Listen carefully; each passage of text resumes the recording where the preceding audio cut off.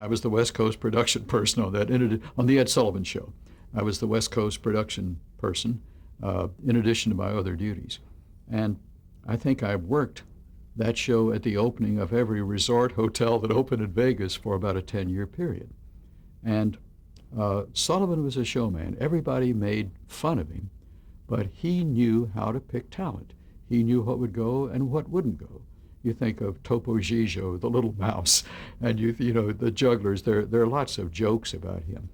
But when Elvis Presley first appeared on his show, Presley was here in town, and he was on our stage 33, the Carol Burnett stage, now the Bob Barker stage. And Presley, the Rolling Stones, the same thing. And he would do cut-ins from here.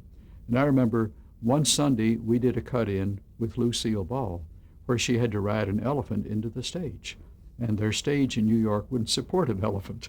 And she rode in the door. She was scared to death, but she did it with tears running down her cheek because she was an actress, and she wasn't going to let this stop her. And she did a nice job, and she smiled at the same time.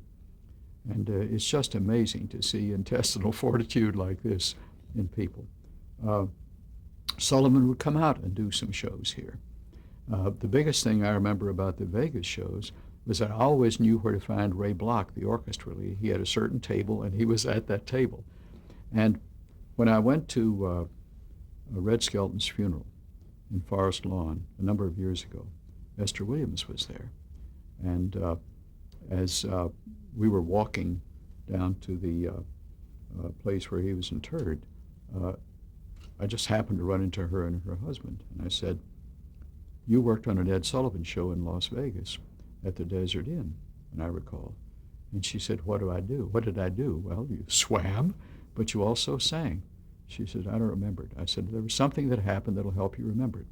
We had an Austrian sway pole act where they buried these enormous poles in the ground about 12 feet, and they were about 30 feet tall, and they'd sway back and forth. And at the high point of the show, the man on this pole would switch to the other pole. There were three of them. She says, "Now I remember, you're right." So we'd also done her on Person to Person. She had a house in Mandeville Canyon. And the joy is just sort of going back and running across these people years later and just being able to talk with them, being associated with them.